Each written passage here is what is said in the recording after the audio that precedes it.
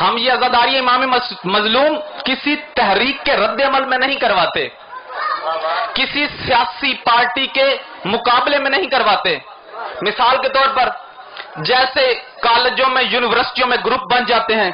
ان کے مقابلے میں دوسرے گروپ بن جاتے ہیں۔ ہم یہ، میں بآواز بلند منبر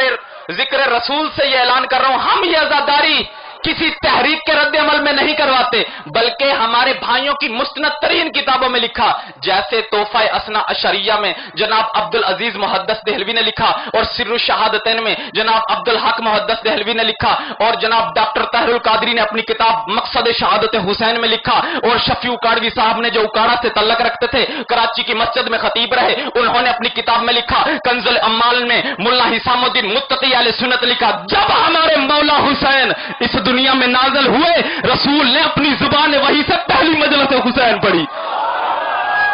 سلامت رہو۔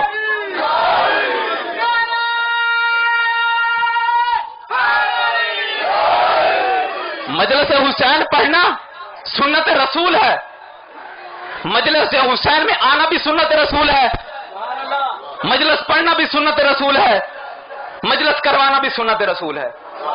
میں ایک فکر دینا چاہتا ہوں، اور جب بندہ میرے اس جملے پر، جب میں سانس لوں گا اس جملے پر خاموش رہا، مجھے دکھ ہوگا کہ آپ نے کتنا سنا، یہاں سے لے کر وہ اس آخری بندے تک میں توجہ چاہتا ہوں۔ مجلس حسین کرنا